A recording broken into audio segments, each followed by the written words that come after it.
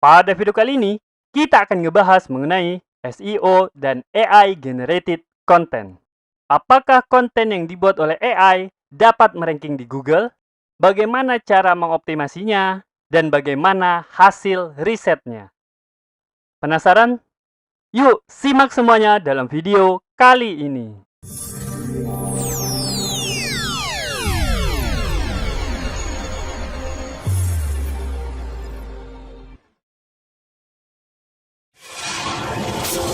Assalamualaikum warahmatullahi wabarakatuh. Ketemu lagi bersama saya, Kanada Kurniawan, dan masih di channel kita Pro Jasa Web. Pada kesempatan kali ini, kita akan ngomongin seputar SEO dan AI Generated Content atau konten yang dibuat oleh AI. Seberapa efektif dan bagaimana pendapat Google. Tanpa berlama-lama, yuk langsung kita masuk aja ke pembahasannya. Oke, pertama tentu aja kita harus ngebahas apa itu AI Generated Content. Nah, dari namanya aja, tentu teman-teman udah bisa menebak ya, AI Generated Content adalah segala jenis konten yang dibuat oleh kecerdasan buatan atau AI. Nah, contohnya bisa aja itu berupa teks. Nah, buat teman-teman yang mungkin udah pernah mencoba ya, ada beberapa yang bisa teman-teman coba, seperti GPT-3 itu bisa mengenerate konten sesuai dengan yang kita inginkan ya. Bisa membuat paragraf atau bahkan membuat full cerita gitu ya. Nah, selain GPT-3, produk yang udah bisa digunakan langsung itu adalah Write salah satunya. Salah satu yang paling murah dari yang pernah saya coba ya.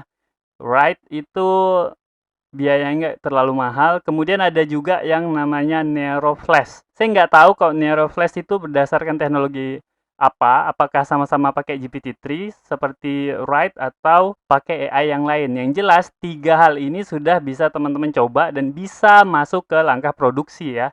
Artinya, udah bisa dibuat produksi massal. Jadi silakan coba aja. Nah, ini jenis yang pertama, teks ya. Kemudian ada juga jenis yang kedua yaitu gambar.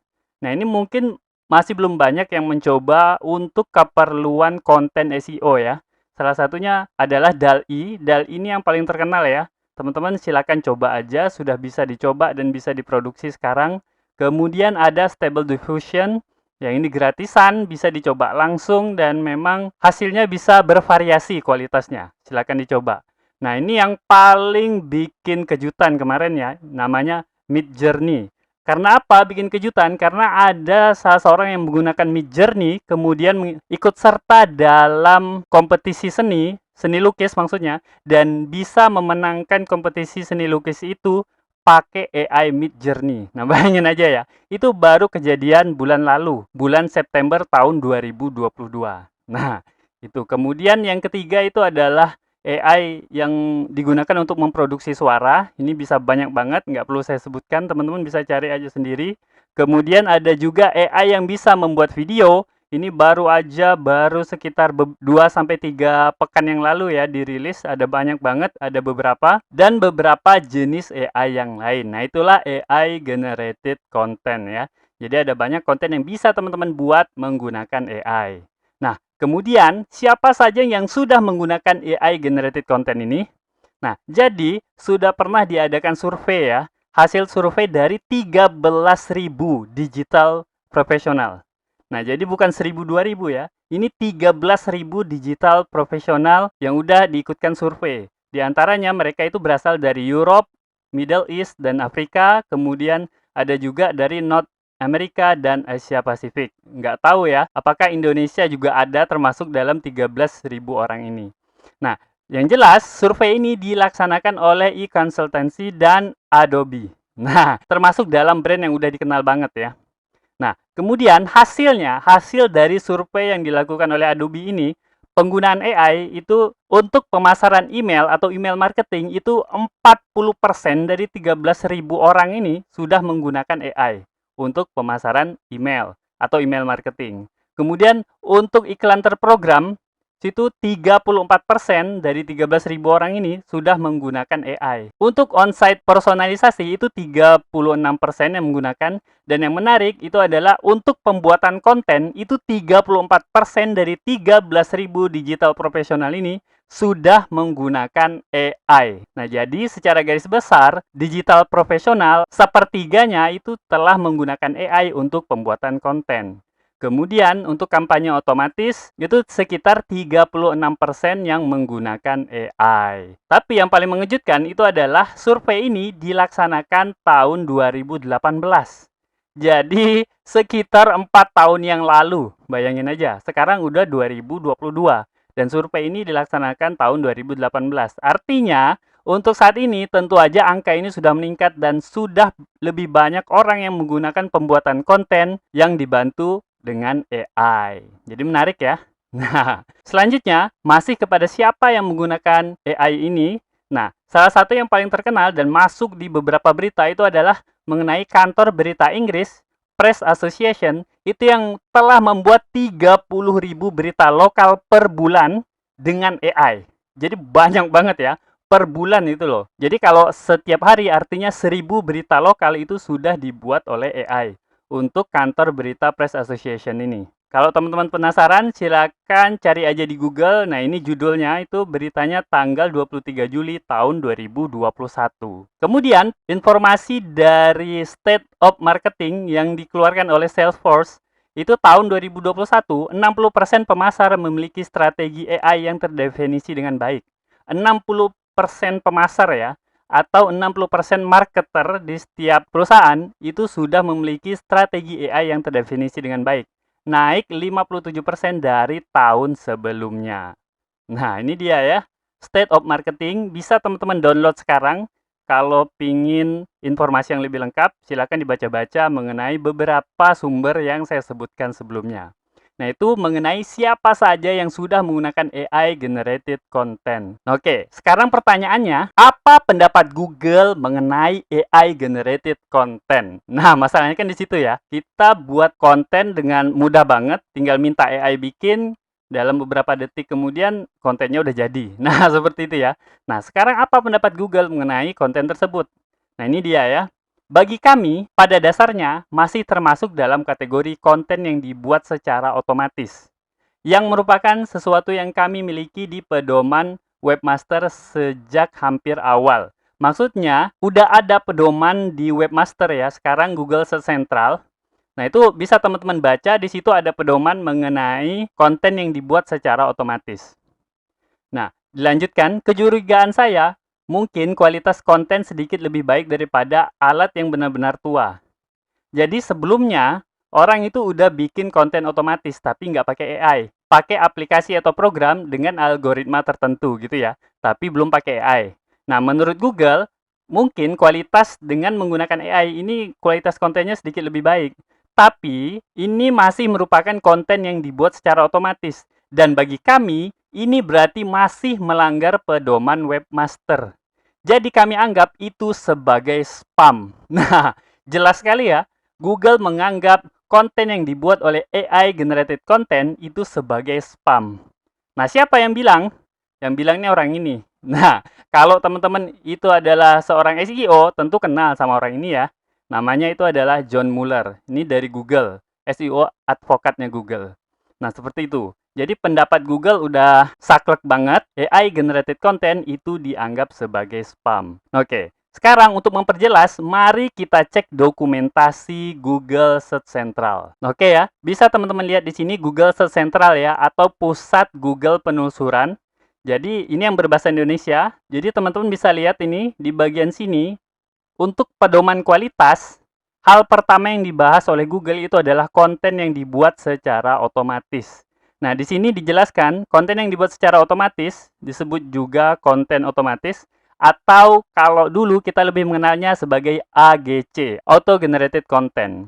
Adalah konten yang dibuat secara terprogram. Google dapat mengambil tindakan terhadap konten jika konten tersebut ditujukan untuk memanipulasi peringkat penelusuran dan tidak membantu pengguna. Jadi ada dua syarat ya. Ada dua syarat konten tersebut dinilai melanggar. Yang pertama, ditujukan untuk memanipulasi peringkat penelusuran. Yang kedua, konten tersebut tidak membantu pengguna. Dan tindakan apa yang bisa diambil oleh Google? Tindakan ini maksudnya adalah manual action. Artinya, konten tersebut bisa dibuang dari indeksnya Google. Jadi cukup mengerikan ya, kita udah susah-susah buat konten, ternyata konten tersebut bisa dibuang begitu saja oleh Google. Nah, tapi kalau teman-teman melihat penjelasan di bawah, ini sama sekali penjelasannya tidak ada hubungannya sama AI. Bahkan nggak nyambung gitu ya. Ini lebih berhubungan dengan yang dulu kita kenal sebagai AGC ya, Auto Generated Content, yaitu konten yang dibuat pakai algoritma tertentu tapi bukan pakai AI. Jadi biasanya hasil konten yang dibuat mereka itu kontennya nggak bagus banget. Bahkan ada beberapa yang mengeluhkan pembaca itu nggak senang membacanya. Nah, seperti itu. Tapi beda dengan AI ya, kontennya berbeda banget. Nah, oke. Kita lanjut ya. Nah, tadi udah kita lihat dokumentasi Google secara jelas menyebutkan mengenai konten yang dibuat secara otomatis. Google nggak akan setuju kalau dibuat pakai AI generated content. Nah, tapi ada pengecualiannya. Kalau itu ditujukan untuk memanipulasi peringkat dan tidak ada manfaatnya buat pengguna. Bagaimana kalau konten tersebut bisa kita buat bermanfaat untuk pengguna dan memang tujuannya untuk pengguna gitu ya, bukan untuk memanipulasi peringkat. Oke, sekarang kita langsung bahas ya. Apakah AI generated content bagus untuk SEO? Nah, buat teman-teman yang udah lama di SEO tentu paham ya, mengerti ini logonya siapa ya. Ini merupakan logonya Semrush, SEMrush ya. Nah, jadi SEMrush itu pernah menguji coba dengan membuat konten menggunakan GPT-2. Jadi GPT versi yang kedua. Kalau sekarang itu kan yang ada GPT-3 ya. GPT versi 3. Nah, jadi konten yang dibuat dengan GPT-2 itu tidak dioptimasi SEO selain menggunakan backlink. Artinya, konten tersebut betul-betul dihasilkan langsung dari GPT-2 tanpa diedit. Kemudian konten tersebut diberikan backlink tertentu dan konten tersebut berhasil mendapatkan ranking. Ini menurut uji coba Semrush. Kemudian dijelaskan jika konten telah dioptimasi sepenuhnya, maka tetap bisa meranking. Itu menurut hasil percobaan Semrush ya. Ternyata hasil akhirnya Semrush menyatakan bahwa Google itu tidak bisa membedakan yang mana konten yang dibuat oleh GPT-2 dan yang mana konten yang dibuat oleh manusia. Asalkan dioptimasi dengan backlink, konten tersebut masih tetap bisa meranking. Bayangin aja, optimasinya hanya backlink ya. Apalagi kalau teman-teman melakukan optimasi SEO yang lain. Tentu aja konten-konten yang dihasilkan oleh GPT-2 ini bisa mengalahkan beberapa konten yang lain. Oke, buat teman-teman yang penasaran mengenai hasil uji coba ini, silakan kunjungi link berikut ya, semrush.com/blog, yes, an AI generated blog can rank that scary. Nah, seperti itu. Silakan baca, di situ ada penjelasannya. Oke, tapi sekarang itu udah zamannya GPT-3 dan bahkan katanya tahun 2022 itu bakal keluar GPT-4. Nah, bayangin aja, dengan pakai GPT-2 aja itu Google udah kesulitan membedakannya. Apalagi kalau teman-teman pakai GPT-3 atau bahkan GPT-4 nantinya. Tentu aja konten yang teman-teman upload itu jauh lebih tinggi kualitasnya. Dan saya rasa ini bisa banget buat teman-teman pakai buat meranking di Google. Nah, tinggal upayakan optimasi secara maksimal ya. Dari segi SEO, dari segi backlink, dan dari segi yang terutama itu adalah pengguna. Jangan sampai pengguna malah bosan atau tidak senang dengan konten yang teman-teman buat tersebut. Oke, seperti itu ya. Jadi terjawab ya, bagaimana cara mengoptimasi konten yang dibuat oleh AI? Caranya ya dioptimasi seperti biasa ya, dengan SEO biasa, dengan backlink, dengan teknik on page, off page, dan lain sebagainya. Jadi optimasinya biasa aja dan anggap ini sebagai konten yang dibuat oleh penulis manusia. Dan kemudian apakah efektif? Jadi jawabannya dengan GPT-2 aja itu udah cukup efektif, apalagi kalau teman-teman pakai GPT-3 atau bahkan GPT-4. Oke, ini adalah uji coba yang dilakukan Semrush. Kalau teman-teman memang masih kurang percaya, silakan searching aja di Google. Masih banyak uji coba yang dilakukan oleh beberapa pihak yang lain mengenai kemampuan AI generated content ini. Dan ternyata memang benar Google belum bisa membedakan AI generated content, apalagi untuk SEO ya. Saya pribadi setelah menggunakan AI generated content dan ternyata memang berhasil meranking untuk yang bahasa Indonesia.